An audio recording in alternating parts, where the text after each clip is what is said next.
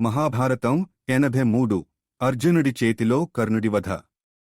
దుర్యోధనుడి దుర్మార్గాల వెంట నడిచిన కారణంగా ఆ పాపాల ఫలితాన్ని అనుభవించక తప్పదని కర్ణుడితో అంటాడు కృష్ణుడు. అధర్మ మార్గంలో ముందు నడిచిన వారు మాత్రమే కాదు, వారిని అనుసరించినవారు కూడా కర్మ ఫలితాన్ని అనుభవించవలసిందేనని చెబుతాడు. దుర్యోధనుడిని వారించకపోవడం, అతని ఆనందం కోసం అధర్మంతో కూడిన పనులు చేయడమే పాపమని అంటాడు. ఏది మంచిదో ఏది చెడో తెలిసి కూడా దుర్యోధనుడి కోసం వాటిని పక్కన పెట్టిన కారణంగా ఈ రోజున యుద్ధరంగంలో అతను ఒంటరిగా ఇలా మిగిలిపోవలసి వచ్చిందని చెబుతాడు. కృష్ణుడు ఆదేశించినదే తడవుగా కర్ణుడిపైకి అర్జునుడు వరుసగా బాణాలు వదులుతాడు. అవి నేరుగా వెళ్లి కర్ణుడి శరీరంలో దిగబడుతూ ఉంటాయి.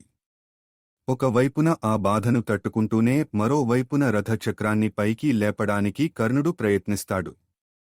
కాని అర్జునుడు అంత సమయం ఇవ్వకుండా బాణాలు వదులుతూనే ఉంటాడు.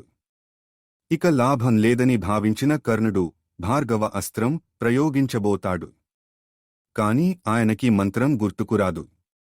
గతంలో పరశురాముడు ఇచ్చిన శాపం గుర్తుకురావడంతో కర్ణుడు నివ్వెరపోతాడు.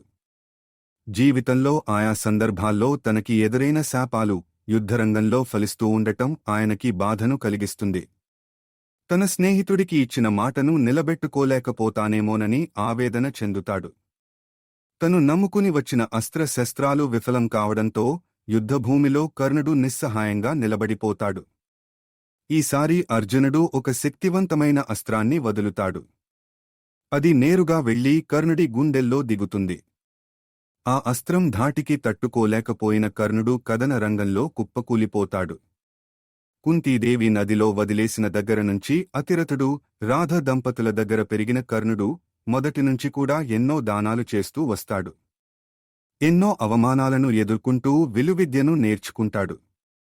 నలుగురిలో తన ఆత్మాభిమానాన్ని కాపాడాడనే ఒకే ఒక్క కృతజ్ఞతతో అతను దుర్యోధనుడికి అండగా నిలుస్తాడు.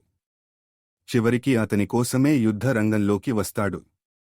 అతను ఆశించిన విజయాన్ని అందించలేకపోతున్నాననే బాధతోనే నేలకి ఒరుగుతాడు. ఎంతోమంది వీరులలో వణుకు పుట్టించిన ఒక మహావీరుడు కురుక్షేత్రం లో కుప్పకూలుతాడు.